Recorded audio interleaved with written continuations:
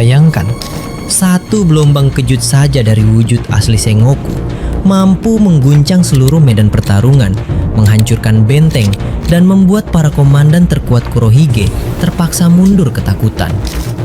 Setelah sekian lama menyembunyikan kekuatan penuhnya, sang legenda angkatan laut akhirnya turun tangan untuk mengembalikan keseimbangan yang mulai runtuh. Yuk, langsung kita bahas.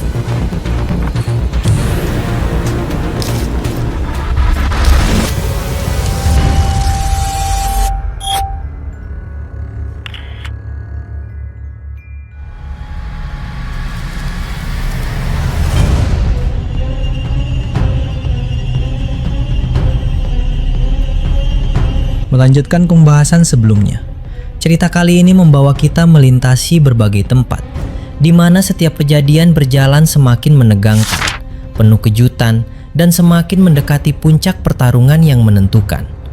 Kita mulai dari langit tinggi di atas Pulau Elbaf, tempat pertarungan paling dahsyat sedang berlangsung. Luffy dan Loki melawan Im Sama, sosok yang telah menyembunyikan kekuatannya selama ratusan tahun. Di tengah udara yang panas dan dipenuhi asap hitam, Luffy tampak berbeda dari biasanya. Sebelumnya, dia baru saja menciptakan sesuatu yang belum pernah dilihat siapapun sebelumnya. Sebuah perisai yang terbuat dari energi kebebasan, dipenuhi cahaya terang seperti matahari. Ini bukan perisai biasa, bentuknya bisa berubah sesuka hati, lentur namun sekeras baja, dan diperkuat dengan energi Dewa Matahari Nika serta haki tingkat tertinggi yang dimiliki Luffy. Saat gelombang serangan misterius dari lingkaran sihir raksasa milik Im Sama melesat ke arahnya, Luffy mengangkat perisai itu dengan tenang. Suara benturan yang memekakan telinga menggema hingga ke seluruh penjuru pulau. Gelombang kekuatan itu begitu dahsyat, namun perisai itu tetap kokoh menahannya, seolah-olah menyerap energi serangan itu sendiri. Namun Luffy tidak berhenti hanya bertahan. Di saat satu tangannya memegang perisai itu, pikirannya bekerja cepat. Di sampingnya, Pangeran Loki telah berubah sepenuhnya menjadi wujud naga raksasa, mode Full Zoan Nidhogg. Tubuhnya dilapisi kilatan petir yang menyilaukan dan dilapisi haki yang membuatnya kebal terhadap jangkauan tentakel api hitam omen milik Im Sama. Loki sedang mengumpulkan tenaga. Semakin lama dia berkonsentrasi, semakin dahsyat semburan petir yang akan dia keluarkan. Di belakangnya, rekannya Ragnir yang berubah menjadi wujud tupai raksasa dengan kecepatan luar biasa bergerak ke sana kemari, memotong dan menangkis setiap serangan yang mencoba mengganggu proses itu. Ketika energi petir itu sudah mencapai puncaknya, Loki melepaskannya. Sebuah aliran listrik raksasa melesat melintasi langit, menghanguskan udara yang dilewatinya. Melihat serangan itu datang, lingkaran sihir Im Sama terpaksa membagi kekuatannya. Setengahnya tetap melawan perisai Luffy, dan setengahnya lagi menahan serangan Loki. Kekuatan pertahanan yang tadinya utuh kini terbelah dua, menjadi jauh lebih lemah dari sebelumnya. Saat itulah Luffy mendapatkan ide brilian. Dia memperkuat tangan kanannya hingga berotot besar dan dilapisi haki sekuat mungkin, lalu memegang perisai itu hanya dengan satu tangan. Sementara itu tangan kirinya merentang panjang, melengkung melewati gelombang pertarungan hingga menyentuh aliran petir yang melaju kencang. Dengan kekuatan kebebasan miliknya, dia tidak menangkisnya, melainkan mengambil alih dan menggabungkannya. Dia mengalirkan energi matahari ke dalam aliran petir itu, mengubahnya menjadi serangan yang memiliki dua kekuatan sekaligus. Kecepatan dan kekuatan petir, ditambah panas serta daya hancur energi Dewa Matahari. Karena pertahanan Im Sama kini hanya tersisa separuh kekuatannya, serangan gabungan itu menembus lapisan pelindungnya dengan mudah. Im Sama melesat mundur secepat kilat untuk menghindari dampak penuhnya, namun tetap terkena bagian tepi serangan itu. Tubuhnya terguncang hebat, dan untuk pertama kalinya dalam sejarah, lingkaran sihir raksasa serta tentakel api hitam yang menjadi andalannya mulai memudar dan menghilang. Tanpa membuang waktu sedetik pun, Luffy segera melancarkan serangan andalannya, Bajrang Gun. Namun kali ini serangannya tidak sama seperti dulu. Luffy melapisi tinju raksasanya itu dengan energi matahari, bukan hanya untuk menambah kekuatan, tapi juga untuk mempercepat gerakannya. Dia teringat pada penglihatan yang dia dapatkan di dalam dimensi Nika, kisah hidup Joy Boy ratusan tahun silam yang pernah menggunakan teknik serupa namun jauh lebih cepat karena disaluri energi matahari. Kini Luffy mencoba melakukan hal yang sama. Tinju raksasa itu melesat dengan kecepatan yang tak terduga, membuat Im Sama tidak punya kesempatan lagi untuk menghindar. Sebagai satu-satunya jalan, Im Sama menciptakan tinju raksasa dari api hitam omen yang dipadukan dengan haki tingkat tinggi. Benturan kedua kekuatan itu meledak dengan suara yang menggetarkan bumi. Angin kencang menyapu seluruh area, dan guncangannya terasa hingga ke tempat-tempat yang jauh dari medan pertarungan. Akibatnya kedua pihak terpental menjauh satu sama lain. Luffy terlempar hingga tiba di tempat krunya berkumpul. Nami, Jinbe, Usopp, Brook, Franky, Bonnie, dan Lilith. Mereka semua terkejut melihat kapten mereka datang tiba-tiba. Napasnya sedikit terengah, namun wajahnya tetap ceria dan tertawa lebar. "Luffy, kamu baik-baik saja?" tanya Nami dengan nada panik. "Tenang saja, aku masih kuat," jawab Luffy sambil menepuk dadanya sendiri. Jinbe mengangguk serius, matanya tajam melihat perubahan yang nyata. "Aku bisa merasakannya. Kekuatanmu sekarang melonjak berkali-kali lipat dibanding sebelumnya. Apa yang terjadi di dalam sekolah Walrus itu, Kapten?" Luffy hanya tersenyum misterius. Ceritanya sangat panjang dan butuh waktu lama untuk menjelaskannya. Nanti saja ya, kalau keadaan sudah benar-benar aman di sini. Mereka semua mengerti, tidak ada waktu untuk beristirahat panjang. Luffy segera melompat kembali ke langit, melesat cepat menuju tempat Im Sama juga sudah berbalik arah dan terbang kembali untuk melanjutkan pertarungan. Sambil terbang, Im Sama teringat kembali masa lalu, duel yang dia lakukan dengan Joy Boy ratusan tahun silam. Saat itu, dia bisa menggunakan kekuatan penuhnya, dan Joy Boy pun jauh lebih kuat daripada Luffy saat ini. Pertarungan kala itu bahkan lebih dahsyat. Namun kali ini, lawannya telah membuktikan bahwa dia mampu melampaui batas yang tak terduga.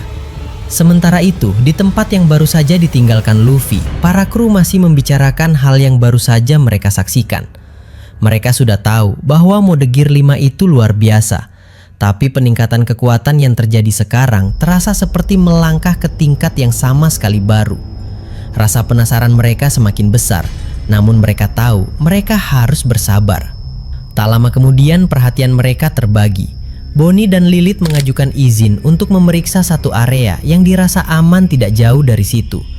Franky mengizinkan, namun mengingatkan agar mereka segera berteriak jika ada bahaya datang. Setelah mereka pergi, Brook mulai membahas hal lain yang tak kalah menarik, tentang sosok bernama Gunko atau nama aslinya, Putri Shuri dari kerajaan Esperia. Dia memiliki mata yang sangat istimewa, jelas Brook dengan nada serius. Warna dan bentuknya berbeda antara kiri dan kanan. Dulu aku baru mengerti mengapa ketika seorang satria suci yang ternyata adalah ayah kandungnya menjemputnya puluhan tahun lalu. Mata itu menyimpan kekuatan yang belum banyak diketahui orang. Ini bukan hal baru di dunia ini. Kita mengenal Mihawk dengan mata elangnya yang tajam melebihi pandangan manusia biasa, atau Puding dari ras mata tiga yang bisa membaca huruf kuno poneglyph ketika kekuatan matanya terbangun. Kini diketahui ada mata lain yang sama hebatnya, bahkan membuat Im Sama sendiri sangat tertarik dan ingin menguasainya. Bahkan mata kiri Zoro yang tertutup perban sejak masa pelatihannya bersama Mihawk 2 tahun lalu pun menyimpan misteri tersendiri. Mungkinkah ia juga memiliki kekuatan tersembunyi yang belum terungkap? Brook menghela napas panjang. Setelah memikirkan baik-baik, dia mengambil keputusan. Shuri bukanlah orang jahat yang berbuat kejahatan atas kehendaknya sendiri. Dia dikendalikan oleh kekuatan yang lebih besar. Dia adalah korban, sama seperti banyak orang lain. Aku ingin menyelamatkannya. Saat ini, Shuri terkurung di dalam balok es raksasa ciptaan Ragnir. Masalahnya, seperti yang dikatakan Luffy sebelumnya, hanya Ragnir sendirilah yang bisa membatalkan kekuatan pembekuannya. Namun Brook sendiri memiliki kekuatan dingin dan es dari buah iblisnya. Mungkinkah dia bisa menemukan cara untuk memecahkan kutukan itu? Pertanyaan itu menggantung di udara, menanti jawaban yang akan datang. Sementara di tempat lain, suasana berubah sepenuhnya. Kita melompat ke Pulau Hachinosu, sarang bajak laut Kurohige, yang kini menjadi medan pertempuran terbesar kedua di dunia ini. Di salah satu sudut pulau, Marco Sang Phoenix masih bertarung melawan pasukan sekutu Kurohige. Dia bergerak lincah di udara, sayapnya menyala dengan api keabadian yang tak pernah padam. Melawan salah satu komandan yang memiliki kekuatan buah iblis Joan Burung, Marco tampak jauh lebih unggul. Serangan lawannya tak mampu menyentuhnya sedikit pun, sementara Marco menyerang dari segala arah dengan kecepatan yang sulit diikuti pandangan mata. Dalam sekejap, dia melancarkan tendangan berbalut haki yang keras, hingga lawannya terpental jatuh dan tak mampu bangkit lagi. Kini hanya tersisa satu lawan yang paling berat, Sanjuan Wolf, raksasa yang tubuhnya bisa membesar sebesar pulau. Saat menghadapi dia, sikap Marco yang tadinya tenang dan santai perlahan berubah. Matanya menyala dan amarah perlahan naik ke permukaan. Dia teringat kembali pada peristiwa yang terjadi 1 tahun setelah Perang Marineford usai. Saat itu, Marco memimpin sisa-sisa pasukan bajak laut Shirohige, Jozu, Vista, dan kawan-kawan lainnya untuk melancarkan perang pembalasan terhadap Kurohige. Mereka datang dengan hati yang penuh dendam, ingin membalas kematian sang kapten dan es. Namun kenyataan pahit harus mereka terima. Kekuatan Kurohige dan pasukannya saat itu sudah jauh melampaui mereka. Ketika Kurohige mulai mengeluarkan kekuatan penuhnya, menggabungkan kekuatan kegelapan dan kekuatan gempa, pertarungan berbalik arah dengan cepat. Marco dan kawan-kawan kalah telak, terpaksa melarikan diri dan terpisah satu sama lain. Banyak yang hilang, dan yang tersisa harus menerima luka yang tidak hanya di tubuh, tapi juga di hati. Kurohige selalu ingin mengambil kekuatan buah iblis musuh yang dia kalahkan, gumam Marco dalam hati. Setelah mengalahkan Law, dia ingin merebut buah OP-OP Nomi. Begitu juga saat dia mengalahkan kami dulu. Dia pasti menginginkan kekuatan Phoenix milikku. Namun entah keberuntungan apa yang menyertai mereka. Saat itu, tepat ketika situasi sudah sangat genting, pasukan bajak laut Akagami pimpinan Sang tiba secara tiba-tiba. Karena sudah kelelahan bertarung, Kurohige memilih untuk mundur dan kabur. Itulah sebabnya Marco dan kawan-kawan bisa selamat. Sejak saat itu, terjalin hubungan rahasia antara Sang dan Marco. Sebuah bentuk terima kasih atas pertolongan yang menyelamatkan sisa-sisa keluarga besar Shirohige. Di tengah perenungan itu, tiba-tiba seluruh medan pertempuran di Pulau Hachinosu terhenti sejenak. Dari kejauhan, terlihat sebuah kapal yang melayang tinggi di atas permukaan laut, turun perlahan menuju pelabuhan. Itu adalah kapal milik Laksamana Fujitora yang digerakkan oleh kekuatan gravitasi buah iblisnya. Sebelum sempat mendarat, 2 kapal penjaga milik sekutu Kurohige langsung menembaknya. Namun Fujitora hanya mengangkat tangannya dengan tenang. Dalam sekejap, kedua kapal itu terangkat ke udara lalu dihantamkan ke dasar laut hingga hancur berkeping-keping. Saat dia menginjakan kaki di daratan, dia segera menuju tempat Sengoku sedang bertarung melawan Barbel, salah satu komandan terkuat Kurohige. Melihat kedatangan Laksamana baru itu, Barbel langsung mundur ketakutan. Melawan Sengoku saja sudah membuatnya kewalahan, apalagi ditambah kekuatan Fujitora. Fujitora menjelaskan tujuan kedatangannya. Aku datang untuk menangkap Kaisar Bayangan. Dia pernah berhasil kutangkap sebelumnya, namun berhasil diselamatkan saat akan dibawa ke penjara Impel Down. Sekarang dia pasti bersembunyi di sini. Sengoku menjelaskan situasi yang rumit. Marinir terbagi 2. Sebagian bekerja sama sementara dengan bajak laut Akagami, sementara yang lain dipimpin oleh Kizaru tetap menjalankan perintah ketat dari Akainu untuk memburu semua pihak tanpa pandang bulu. Fujitora mengangguk paham. Dia tidak akan melanggar aturan dengan bersekutu dengan bajak laut, tapi dia juga tidak akan mengganggu jalannya pertarungan orang lain. Fokusnya hanya satu, menangkap Kaisar Bayangan. Namun kedatangan Fujitora ini membawa masalah baru. Kaisar Bayangan sendiri segera menyadari bahaya yang datang dan menjadi jauh lebih waspada. Begitu juga Katakuri, Marco, dan sekutu lainnya yang kini terikat dalam satu aliansi. Mereka pun secara otomatis menjadi sasaran baru bagi Laksamana itu. Meski demikian, Katakuri tetap memprioritaskan tujuannya, menyelamatkan Puding dan membalas dendam pada Kuzan. Dengan ketenangan yang khas, dia kembali melancarkan serangan dahsyat ke arah Esber, makhluk ciptaan pemerintah dunia yang jauh lebih lemah dibandingkan aslinya. Sementara di tempat yang jauh lainnya, pertarungan terus berkobar di pulau yang menjadi markas sekutu pasukan revolusi. Di sana, Gorosei Mars sedang bertarung melawan Sabo dan para pemimpin ras Lunaria. Berita buruk baru saja sampai. Satria suci dari keluarga Roswell telah dikalahkan. Dia diserang dengan kombinasi serangan api mistis dan haki yang melumpuhkan kemampuan regenerasinya, lalu dilempar menjauh hingga tidak bisa kembali lagi ke medan pertarungan. Kini hanya tersisa satu Satria suci lagi di sana. Kekuatan pemerintah dunia sudah menipis drastis. Gorosei Mars mulai berpikir secara logis. Sebelum ini, pasukan angkatan laut sudah berhasil merebut salah satu markas lain sekutu revolusi. Jika mereka terus bertahan di sini, risiko kerugian akan semakin besar.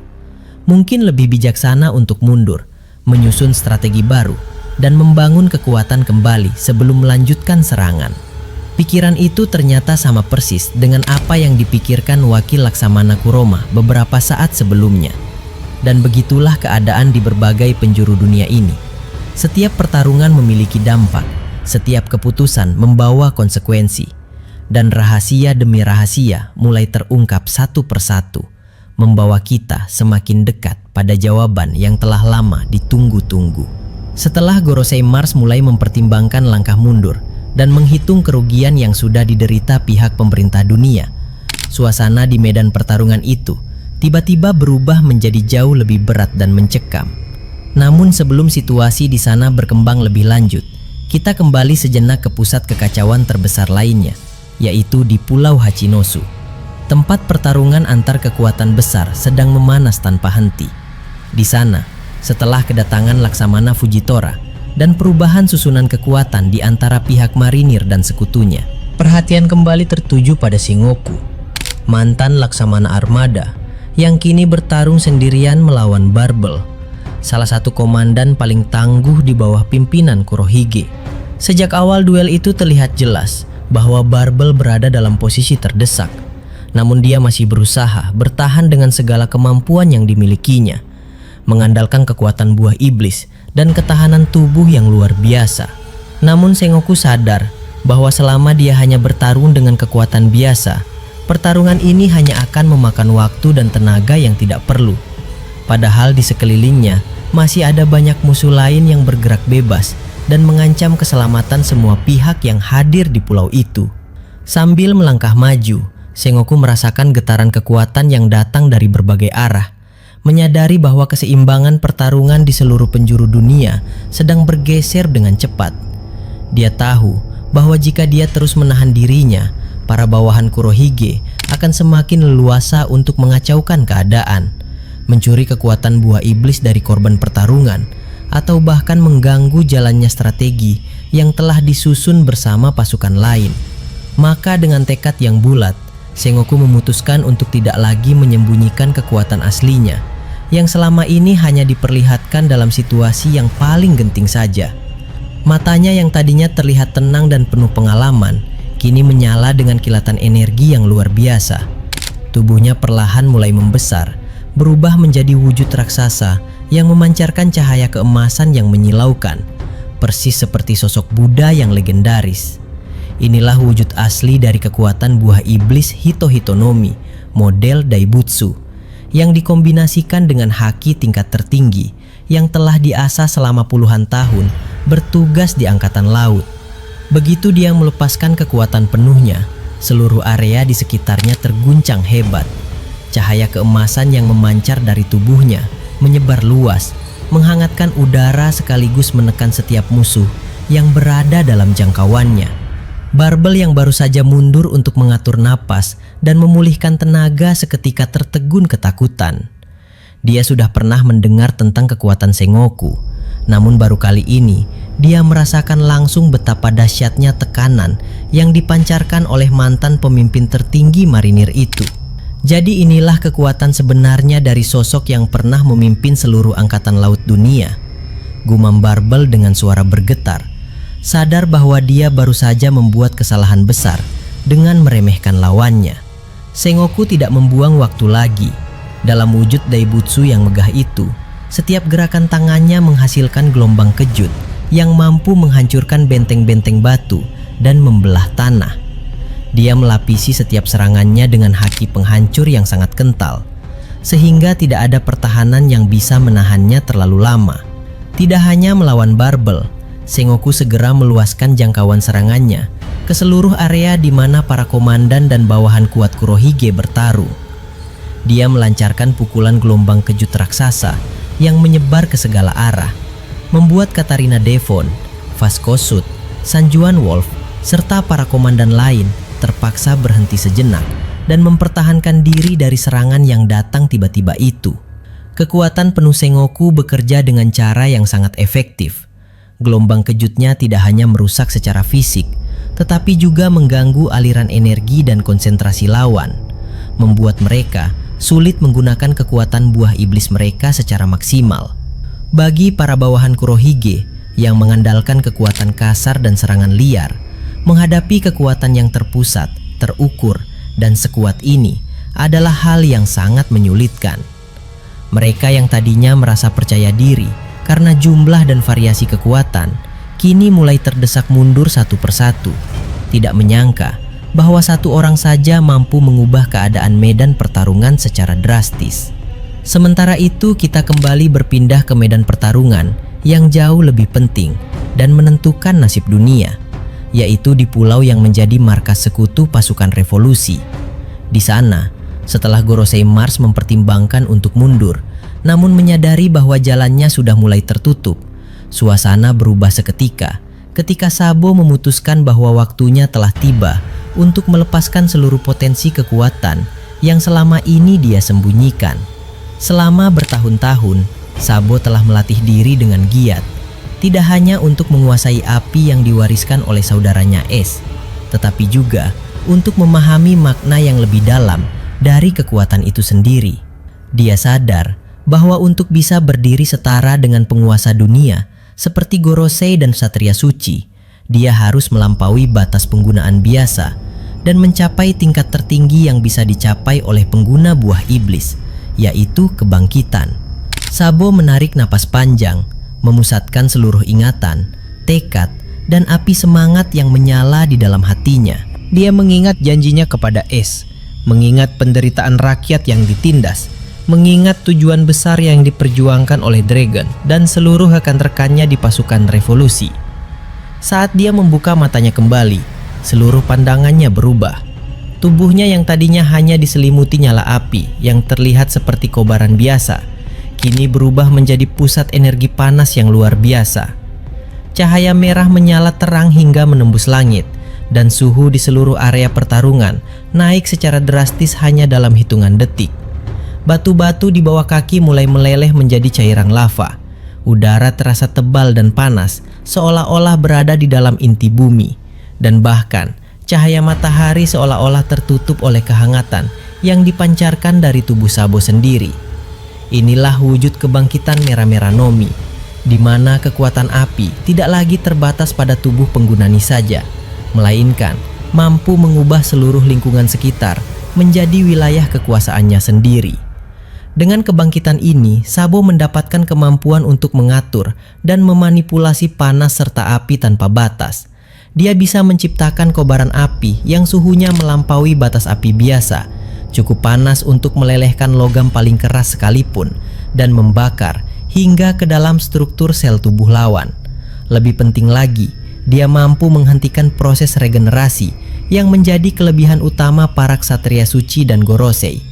Selama ini makhluk-makhluk itu dianggap hampir tidak bisa mati, karena luka apapun bisa sembuh dengan cepat.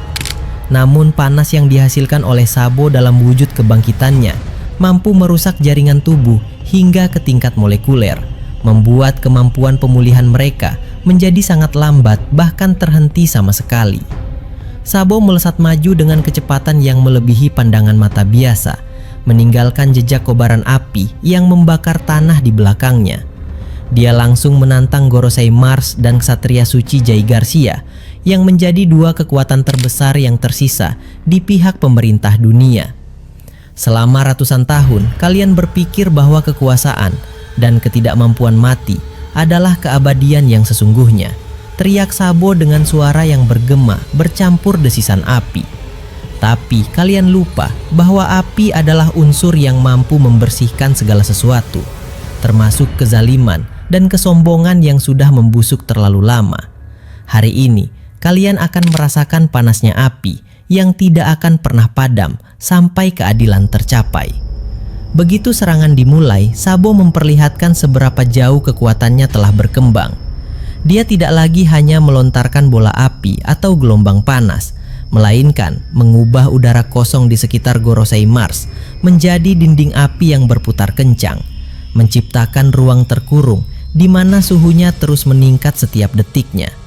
Dia membentuk tangannya menjadi tombak api raksasa yang memancarkan cahaya keemasan, lalu melancarkannya dengan kekuatan yang terkonsentrasi penuh.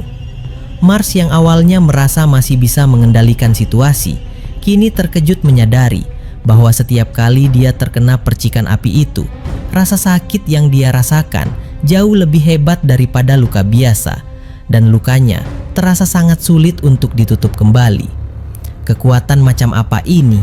Geram Mars sambil melapisi tubuhnya dengan lapisan energi pelindung yang sangat tebal. Sejak kapan ada kekuatan yang mampu melumpuhkan kemampuan alami kami? Di sisi lain, Ksatria Suci Jai Garcia mencoba memanfaatkan kecepatan dan ketahanannya untuk mendekati Sabo. Namun setiap langkah yang dia ambil terasa semakin berat. Udara di sekitarnya terasa panas dan kering, membuat tenaganya cepat habis dan gerakannya menjadi lambat. Sabo dengan tenang mengarahkan aliran panas di sekitarnya, memanipulasi medan pertarungan sedemikian rupa sehingga setiap celah pertahanan lawan langsung terisi oleh energi panas yang menyengat. Setiap kali Jai Garcia mencoba melancarkan serangan balik, Sabo hanya mengangkat tangannya dan menciptakan perisai api yang tidak hanya menahan serangan itu, tetapi juga membakar bagian senjata atau tubuh yang menyentuhnya, membuat musuh itu terpaksa mundur dengan luka yang semakin parah.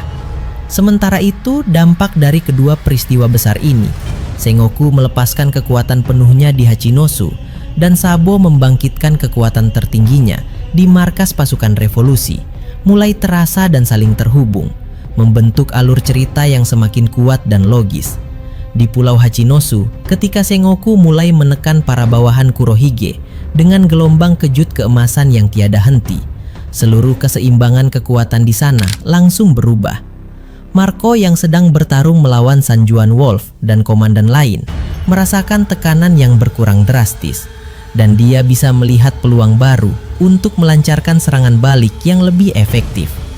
Itu kekuatan Sengoku yang sesungguhnya, gumam Marco sambil melebarkan sayapnya yang menyala api.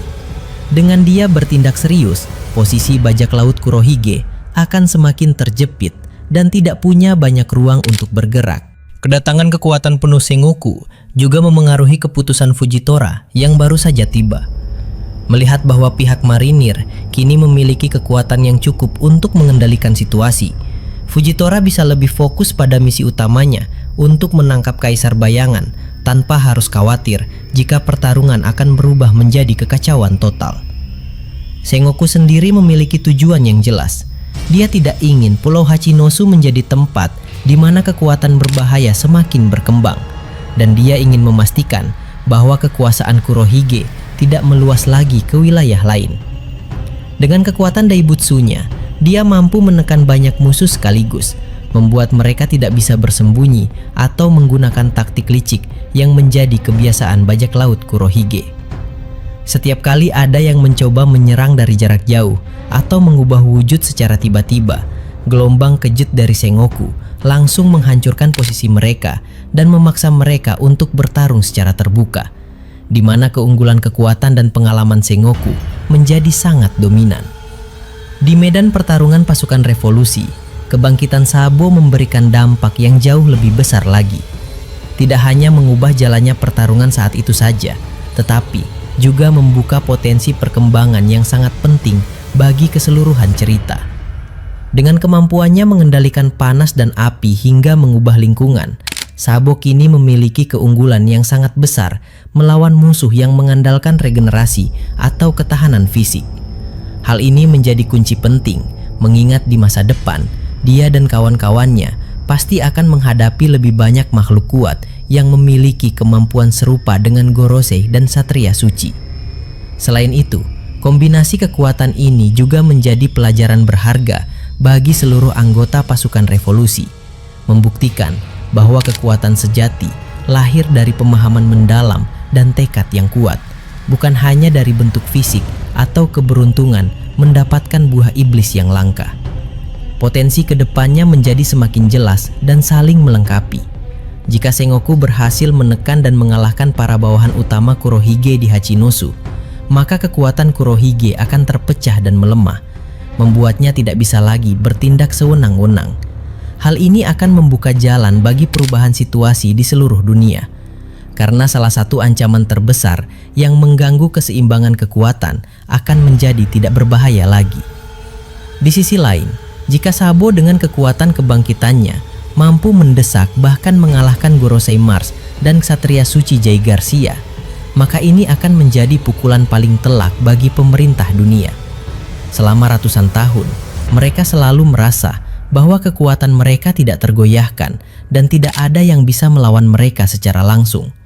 Namun, kekalahan atau tekanan berat ini akan menghancurkan kepercayaan diri mereka dan membuat seluruh dunia mulai melihat bahwa kekuasaan mereka memiliki kelemahan yang nyata. Kedua peristiwa ini juga saling menguatkan satu sama lain dalam skala yang lebih luas. Berita tentang kebangkitan kekuatan baru ini akan menyebar cepat, baik melalui laporan mata-mata maupun saksi mata. Ketika marinir melihat bahwa Sengoku masih memiliki kekuatan sebesar itu, semangat mereka akan bangkit kembali. Namun di sisi lain, mereka juga akan menyadari bahwa ada kekuatan penentang yang semakin kuat seperti Sabo yang mampu melawan penguasa tertinggi dunia. Hal ini akan menciptakan ketegangan yang semakin kompleks, di mana setiap pihak harus mulai memikirkan kembali strategi dan tujuan mereka. Bagi Luffy dan kawan-kawannya yang sedang bertarung melawan Im Sama di Elbaf, berita bahwa dua kekuatan besar, pasukan revolusi dan marinir, sedang mengubah keadaan di tempat lain, akan memberikan dampak psikologis dan strategis yang penting, memperlihatkan bahwa perjuangan mereka bukanlah sendirian, melainkan bagian dari perubahan besar yang sedang melanda seluruh dunia. Selain itu, pertarungan ini juga mengungkapkan lebih banyak rahasia tentang cara kerja kekuatan di dunia ini. Kita melihat bahwa kebangkitan buah iblis tidak hanya meningkatkan kekuatan serangan, tetapi juga mengubah sifat dasar kekuatan itu sendiri agar bisa memengaruhi lingkungan dan mengatasi kelebihan khusus musuh. Demikian pula dengan kekuatan Sengoku yang dikombinasikan dengan haki tingkat dewa, membuktikan bahwa meskipun buah iblis memberikan kemampuan khusus, kekuatan yang paling andal tetaplah latihan, pengalaman, dan tekad yang kuat. Hal ini menjadi pesan penting yang akan terus berkembang ke depannya, di mana setiap karakter akan didorong untuk melampaui batas mereka masing-masing.